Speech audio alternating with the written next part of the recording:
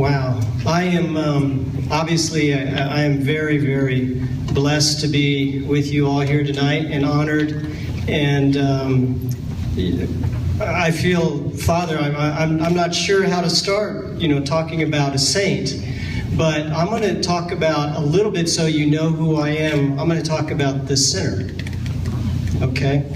Because it is truly, totally 100% because of the grace of God that I'm here today. Now, I was blessed, fortunate. My family, I went to Catholic school, 1 through 10th. From Southern California, so I went to school there and got to experience my faith through grade school.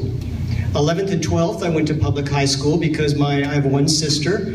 We both begged and begged and begged, Mom, can we go to public school, please? And so they let us go to public school for 2 years. Okay, so then I finished school and I moved out of my house, and not anything bad, but just moved out of my house. And that's when the sinning began, right? I moved up to Lake Tahoe. Anybody ever been to Lake Tahoe? Right? Beautiful place, but there's lots of opportunities to do other things too. And then from there, I moved down to Santa Barbara. Anybody ever been to Santa Barbara? More opportunities for things to do there. And just kind of wasn't sure who I was, what I wanted to do, who was I meant to be, right? Where's my place? And I kind of drifted and got into different things. And one of the things that I got into for a while, trying to find my place, trying to fit in, I didn't finish college in those early years, is I got into bodybuilding. Believe it? Can you see it in me? Right? Right? I was into bodybuilding when that was big, back when Arnold Schwarzenegger actually was still competed. Okay, and so I was into all that scene for a while, and I was bartending, and I was truly a lost soul. Not practicing my faith, but because of the prayers of my mother, I know today, I'm here today because of the prayers of my mother. So whenever your mom or dad, right, are praying for you, don't just blow it off or discount it, because God is listening, and He's going to knock you on the head. So then what my mother did to me is she said, son, I love you so much, I'm going to send you to Medjugorje. Have anybody heard of Medjugorje? Okay, pilgrimage kind of thing. I didn't know what it was. I thought I was going on a trip to Europe, right? So I did, and that experience changed my life. It changed my life so much when I came back and got into some of you may have seen the little Mazda RX-7s. I had a little Mazda RX-7. I'm living in Southern California, had the top down. Back then I had beautiful hair like some of you ladies, right? Blonde hair, okay, you can see it, right? Southern California, that was me. I got off the plane coming back from Medjugorje. I couldn't listen to the pre-programmed radio stations I already had. It offended me. I don't know, what happened there for me was amazing. But that isn't where the story began. The story began is actually when I realized that I couldn't live the life I was. And who am I going to be? What am I going to do? Right? You all are in a place that I'm going to get to in about the next 2 minutes. Okay? I had a friend of mine about 6 years older than me, and he says, James, what do you want to do? Who are you going to be? I said, I don't know. I don't know. And I'm thinking, and I'm looking around, and I'm watching TV, and I said, you know what? I want to help people. Okay, how are you going to help people? I said, I don't know. I want to help people. And I happened to see on TV, there was a story, it was a news report, and we've all heard this statistic, and it was the statistic that doesn't matter if you're Catholic or Christian, 50% of all marriages end in divorce.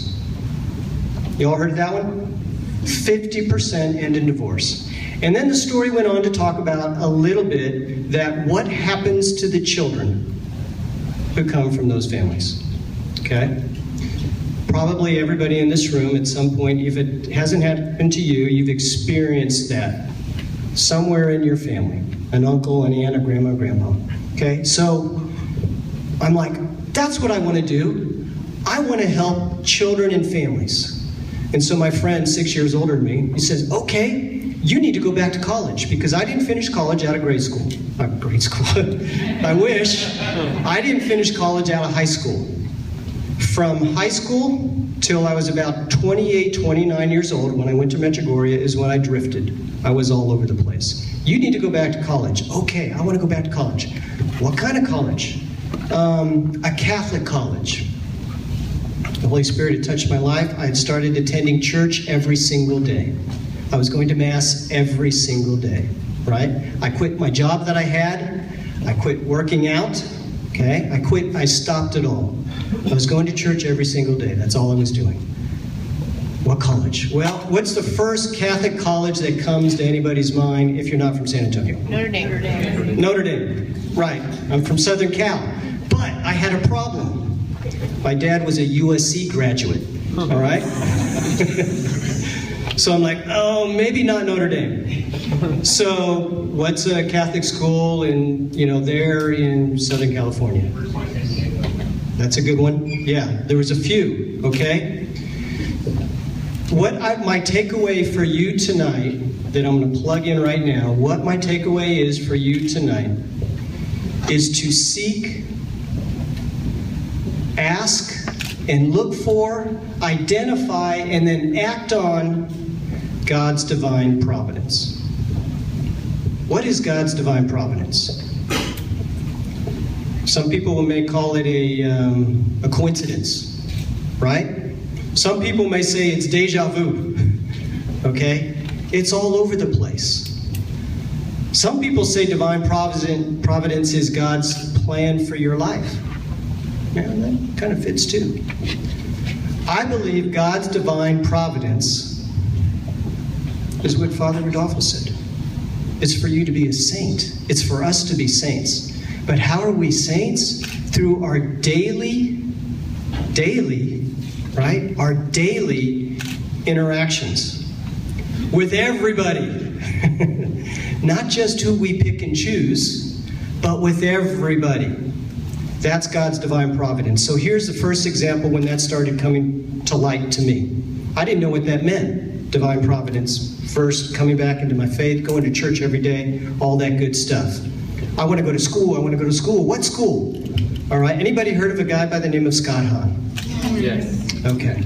So there was a Catholic conference bishop in Long Beach, California.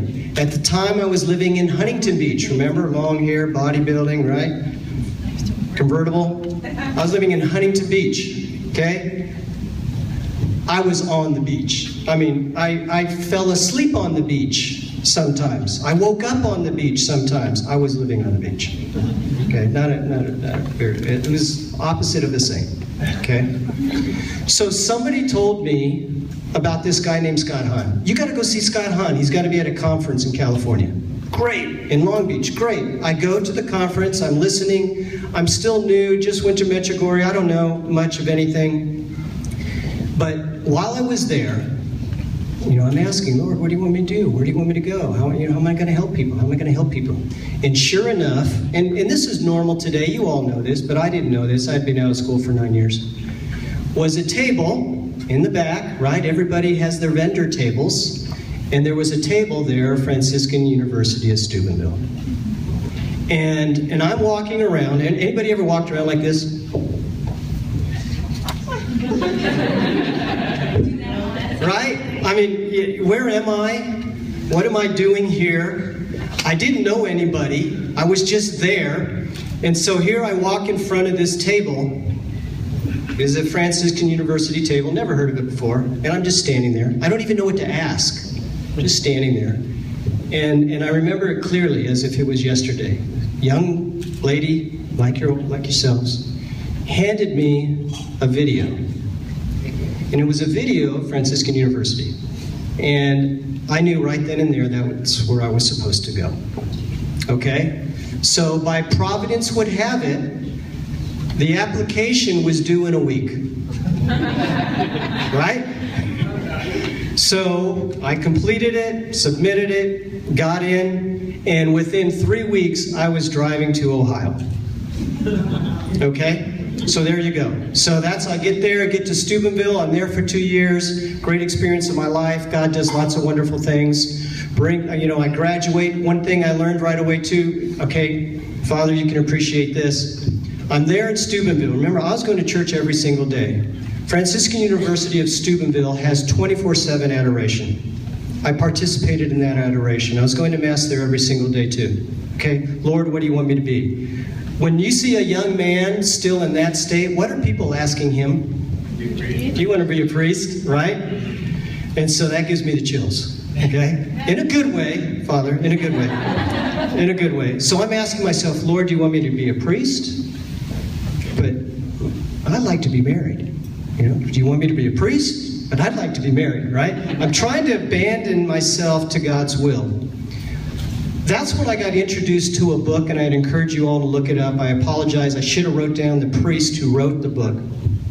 But the title is Self-Abandonment to Divine Providence. So I read that book when I was at Steubenville. And I think that book, besides the Medjugorje experience, was one of the biggest moments in my life. Because it helped me to try and put into practice my faith. How do we say, Lord, I want to do your will? How do we know what that looks like in our careers or in our relationships and our friendships and all of that sort of stuff? I didn't know.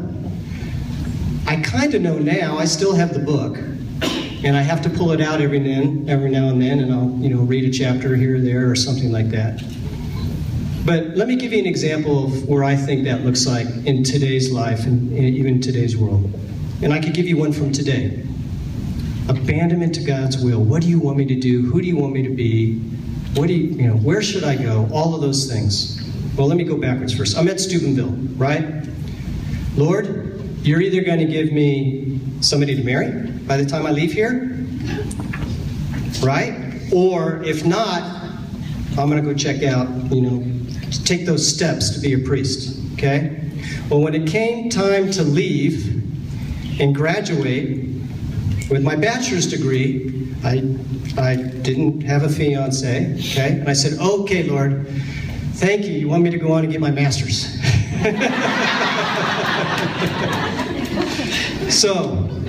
But I wasn't sure if I was supposed to stay at Steubenville or go somewhere else. I had a job, I was working, okay? Somebody hit my car. I still had the Mazda RX-7. I had had that car for 8 years. I said, oh, okay, that stinks. All right. Lord, what do you want me to do? Fix it? No. A week later, somebody hit the car again. Right? And twice. I said, okay, Lord, what do you want me to do? You want me to fix the car? Somebody introduced to me the concept of becoming a marriage and family therapist. Right? I said, but they don't have that here at Steubenville. Where can I go? What can I do? Well, through a series of events, getting hit twice, I'm getting my quotes on the car to get it fixed. One of the places I took for the car to get fixed, the guy says, this car's in great shape. My wife has always wanted one of these cars. I'll buy this car from you. And I said, okay. And I sold the car. So now I had no car. I had no school I was going to go to. But I was trying to abandon myself to God's will, right? But it didn't feel comfortable. It felt very scary, right? Okay, what is your will, Lord? What do you want me to do? While I was walking home from selling the car, I walked by a used car shop, dealership. And remember that look? Walking like that. One of the salesmen sees me and he says, hey, can I help you? Can I help you? And I'm like, okay, yeah, I didn't have a car, right? Sure enough, he shows me a Jeep Cherokee. He told me how much it cost, right? I had half of that. He was willing to give this recent graduate a loan, right? How great was that? So now I had a Jeep Cherokee, and I knew I needed to go on for my master's degree. I get back to my room and all that good stuff. Lord, where am I going to go to school? Where am I going to go to school? Get on the computer. I'm doing my searching, okay? And that's when I discovered St. Mary's University. Ended up here in St. Mary's, all right? So God's doing good, working on my master's degree, and here's a part of the story. Talk about God's providence again. Okay, Lord, I've got 6 months left till I finish my master's degree. Do you want me to be a priest, or do you want me to get married? Do you want me to be a priest, or do you want me to get married? Right? I'm still asking the question, what is God's providence? And I was able to get a job just down the street at San Antonio Academy. I worked there while I was going to St. Mary's University, and it was a great job.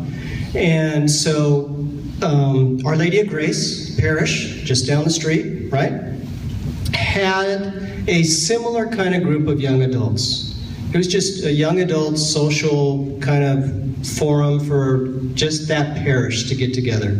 And I'd been participating in that group for about a year prior, while I was at St. Mary's and going to the socials and all that kind of stuff. I only had, like I said, 5 months left of school. And the next meeting I was going to go to was going to be my last, right? I said, that's it, I got to get ready, I'm going to be out of here, I'm going to finish school. And I'm still asking, Lord, what is your will? Am I going to get married? Now I'm going to go into because I know we had a seminary here and all that, and she's, I'm scratching my head, what's your will, Lord, what's your will? So at that last meeting I was going to go to, came a young lady I had never seen before. It was her first night showing up to that event. It was going to be my last, it was her first, and the reason why she was there is because her mother pressured her for a year to go, and she finally went, okay? And so I made sure I got her phone number, right? I made sure I got her phone number, and so here's God's providence again. I'm at St. Mary's University. Guess where she worked? Credit word. St. Mary's University. She worked at St. Mary's University. For me, Father, that was the answer to my 3.5-year question. Do you want me to be a priest, or do you want me to be married? And I met her on the very last time I was going to that meeting. And it was the very first time that she went to that meeting. And she worked at St. Mary's, which provided me the opportunity to get to know her. If she didn't work at St. Mary's, I bet you I wouldn't have spent the time, even though I might have given her a call, hey, what you doing? Let's get together. But because she worked at St. Mary's, I was able to go and meet her. All right? So there's God's divine providence. Let me bring you to fast forward to today. Got my marriage and family therapy degree. I got a job working at a place called the Center for Healthcare Services. Started working with children with mental health issues, children who are suicidal, homicidal. Started working with their families, and I was psyched. I felt good that that's where I was supposed to be. God, I want to help families. I want to help children. So he had me helping children, the most severe children that I knew at the time. Those children who had such severe emotional mental health issues that they were suicidal or homicidal. They came from the Child Protective Services system, they came from the juvenile justice system, and they would come from the school districts when the school districts needed to make those kind of referrals to a place to get these children care. So I knew I was in the right place. I'm doing what I felt God had called me to do, work with those children, okay? So I'm doing that, doing great work, I felt doing wonderful things, but like any workplace you're in, anybody have a perfect job where everybody loves you? No, it doesn't exist, okay? While at that job, there were times where I believed that wasn't where I was supposed to be. For example, through a series of events that went on there, I was the director of children's operations there at the center, okay? A series of things happened. They moved me out of that position and they moved me somewhere else. Now, here's one of those what ifs. Seeking God's divine will, seeking God's providence. I could have dusted off the resume, right? Looked for that other opportunity, and that's all perfect and that's all good. I'm not judging that. But my point is, I'm trusting God's divine providence. What do you want me to do? They had me do, some of you may be CPAs, so you do audits, or some of you may do work that requires kind of quality review or compliance monitoring or that kind of stuff, right? And that's all very, very important. That's what they put me into, okay? But that wasn't my nature. I felt my nature was calling. I wanted to work one-to-one with kids and one-to-one with families. And now all of a sudden they stuck my head in these books and these charts and reading notes and compliance with contracts. And I hated it, right? But I said, okay, God, this is where you want me to be. I hated it, but I made that position 1,000 times better than it was. At the time when they put me in that position, we had 17 units or different programs out of 20 or 21 that were failing their compliance issues. In about 13 months, I was able to get all 17 of those in compliance. All right? And so that caught the attention of leadership and everything like that, and I was able to get back, put into my position as the Director of Children's Operations. Okay? So while in that position, now serving children, serving families again, doing all those good things I'm supposed to, God, this is where you want me to be, this is where I'm supposed to be. Okay? Yet, the plan wasn't finished.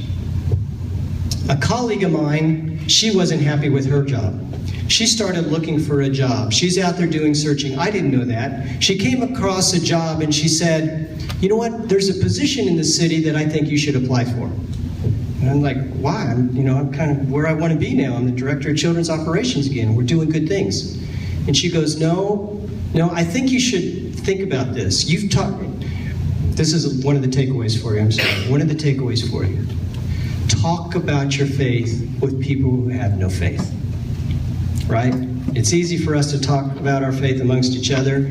Talk about your faith to people who have no faith. So here was this coworker of mine who was Catholic, but she never participated in the church. She never went to Mass. She didn't do anything. Matter of fact, she did a lot of things that were way opposed. Okay? But talk about your faith. So what did she do? She goes, there's this job over at this place called St. Peter, St. Joseph Children's Home in San Antonio. She goes, I think that would be a good fit for you. And so at the time, I didn't know anything about St. PJ's. So what did I do? Yes, of course, I put in my application, right? Trying to trust God's providence here. They used a search firm. Okay, so I found out I was up against 48 people. I'd never been a CEO, executive director before. I was a director of operations, but I'd never done that role before. So, make a long story short, right? I made it the first round. I made it finally to the board members committee that did the evaluation. Obviously, I got the job. Okay, that happened because of God's providence, right? That was an example of God's providence. Here's another one, a real simple one that I'm going to tell you about. My son, I have 3 boys. My wife and I, unfortunately, were not able to have our own children. We had 4 miscarriages. During that whole process, obviously, each and every one of those, you're asking yourself, what is God's will for us? Are we to have a family? Are we not to have a family? Are we to have a family? Are we not to have a family? What should we do? What should we not do? Finally make the decision, okay, let's adopt. What does that mean? What does that look like? Our first son we adopted from Guatemala, right? It took 2.5 years. It was a long process, but it played out. Then we decided to adopt some more children, and we adopted 2 boys from Child Protective Services. All right? We got those 2 boys about 5 years ago now. So now my boys are ages 7, 11, and 12. And 2 of them are really into football because I love football. That's good. My youngest and my oldest. And my middle one, he's my kid. I think he's not going to figure it out until he's about 30, right? He's going to be like me, okay? But here's where God's providence comes in. One of the experience I had with my oldest boy just recently, just happened. Okay, he's on a tackle football team, first time with the YMCA. And this is what we have to confront in the world all the time, right? YMCA, Young Men's Christian Association, parents care for their kids, the organization cares for kids, everybody's supposed to care for kids. Well, the way that they work that out, the way that system works, is that you're supposed to do a draft. Okay, we all know what a draft is, right? You go, you see everybody try out, and you pick your teams. So they did a draft. My son's team my son ended up on the worst team. Why? Because some of the coaches have been gaming the system. In other words, they know there's a draft, so they have the good kids don't show up for tryout days, and then they show up afterwards to the Y saying they wanted to play, and then the coaches pluck the good kids onto their team. So my son ended up on the worst team. Isn't that horrible? Yeah, it's horrible. I learned that along the way. So my son's last game was last night. He's a trooper. He played great, did everything, but I was determined, hey, I'm a CEO, right?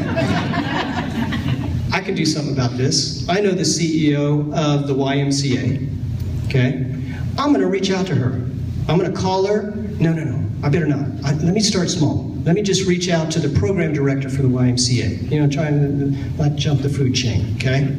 So that's what I was going to do today, right? I went to a luncheon today that was on my schedule, pull into the parking lot. Guess who pulled up right next to me? The CEO of the YMCA. That's God's divine providence, okay? That is God's divine providence. Because he knew in order for this issue to get resolved, I needed to go to the top. And so I told her what happened. She goes, give me your card, right? She already had my card. But she said, give me your card, and I'm going to give it to the program director for that program, and the three of us are going to get together and we're going to talk about this. Okay? That's awesome. That happens every single day for me. Every day I am asking God, what is your will for me? And I'm looking for that opportunity where his divine providence is going to play out. If you ask yourself the question, you will see it. Every day, I believe that God pours forth his grace like the thunder showers we just had last weekend. I believe that's how much he's pouring out his grace. But most of us aren't catching it because we're not looking for it, okay? We need to be looking for God's providence in every single moment. Every single moment. When you're working with a coworker, when you're talking to a friend, when I'm working with my children, right? Children at St. PJ's, my own children, when I'm having conversations with my wife, every single moment is the opportunity to try and understand what God has in store for us.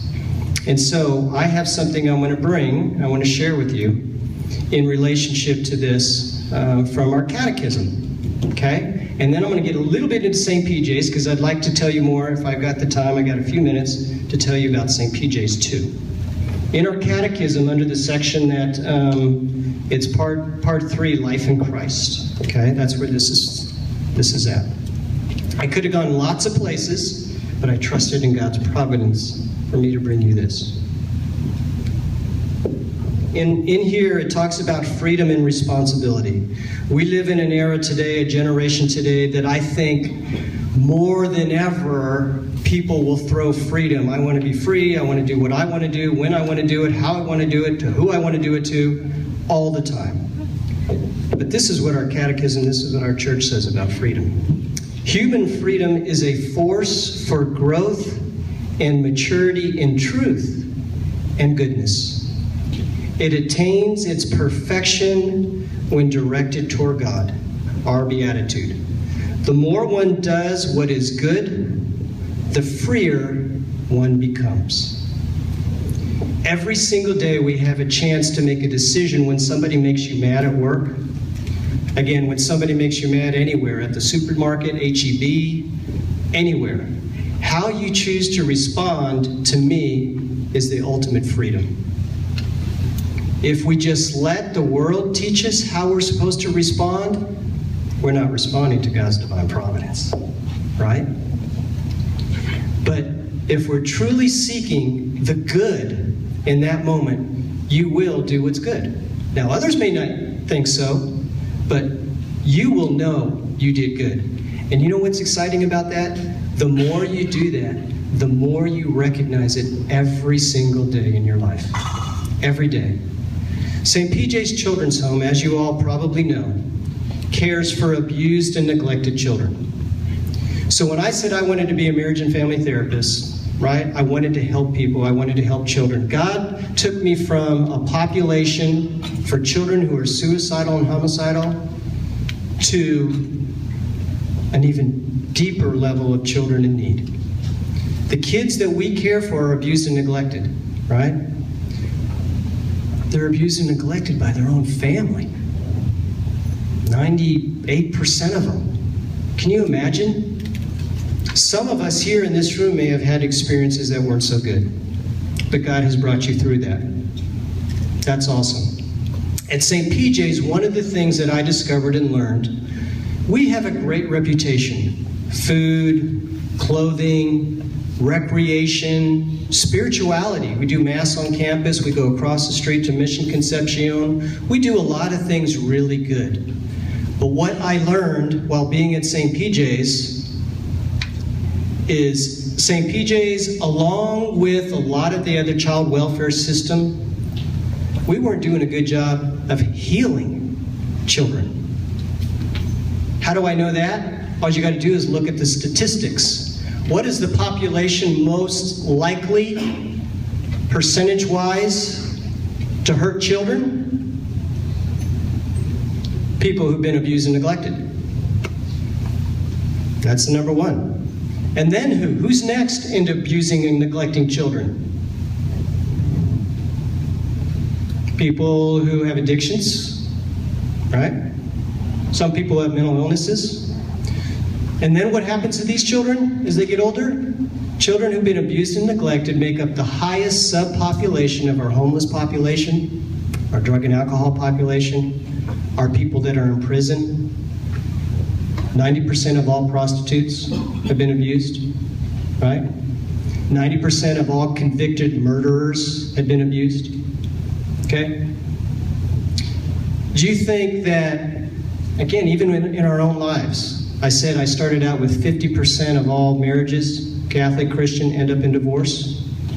You think a lot of those, one side or the other, might have had abuse in their background? Absolutely. Absolutely. When I was doing my studies and I had to do a genealogy tree on my own family, I didn't know this growing up, but when now I'm a young adult talking to my mom was abused. Her two sisters were abused. Her brother spent 26 years in a psychiatric hospital or a state hospital because what happened to him as a kid. Okay. Our world suffers because of a lot of the abuse that's gone out. Okay. So I'm exactly where God wants me to be. His divine providence put me at St. PJ's Children's Home. His divine providence gave me the grace, opened my eyes to show me we have to heal children. Food, shelter, clothing, that's the easy stuff. Healing children is what's going to open them up to be able to receive God. And ultimately, it's not us, right? It's just working through us. So for me, what the world may see is us implementing programs, going after grants, writing different things here and there. But ultimately, all of that to share with you is we're healing children. We're going to stop the cycle of abuse. We're going to stop the addictions as they grow up. We're going to stop the mental illnesses that they will develop into their adulthood, the depressions and the psychoses and all of those other things. We're working hard to stop those things, right? That's huge. And all of it is happening, in my opinion, because of God's divine providence. For me, asking, seeking, and when I see it, I act on it. That's what you guys need to do. Every single day. Seek it, right? Seek it, ask. When you receive it, then you got to act on it. What does it look like for you? And how do you know? That's the hard part. You don't always know, but you act on it. That's the right thing to do. You're trusting in God's providence. Because you know what? It's going to bring you to that next what if, that next moment. St. PJ's, and this isn't me, and it may sound like me because I've been there for 7 years now, but this isn't me. God's bringing the right pieces along the way, and it's hard to get there, okay? But just 7 years ago, There was a lot of people who had never even heard of St. PJ's Children's Home. Child Protective Services just knew us as a little program over there on the south side. Juvenile Probation Department didn't even know we existed, even though we were half a block away. Literally, right? Okay? Today, St. PJ's is asked to be at the table to help figure out innovative programs and services to heal children. That's huge. Today, St. PJ's is at the table to bring in mental health and behavioral services to a system that has had a shotgun approach to how to care for kids.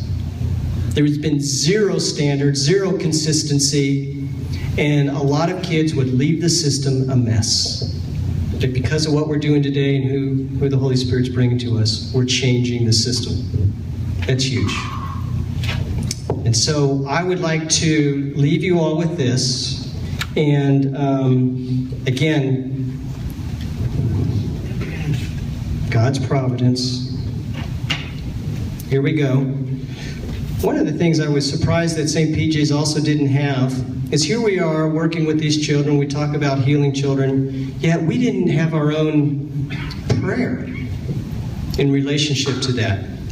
So we put that out to the St. PJ's folks, and I'm sorry I didn't bring enough, but I'm going to ask Kim to take these and kind of hand some of these out. And one of our children on their own drew this picture on the card. We didn't ask them to. We just said we want to put some kind of art on our prayer card that represents the children. And so that's what you see on the front of the card. And then on the back is our prayer. And so when I start my meetings with my managers, my directors, this is what I have us start our prayer with now. So for those of you that have the card, if you would pray this prayer with me, I'd be grateful. All right? Are they all passed out? I only brought 20. But I can give more to Kim. Okay, so I'm going to get started, and I'm just going to ask that you pray with me. Oh, Holy Spirit, please inspire all people to protect children and support the common good of all families. May your divine providence bring a cleansing grace upon each child who desperately needs a nurturing community to heal body, mind, and spirit. Amen. All right, well, thank you very much. That's what I wanted to share with you guys today.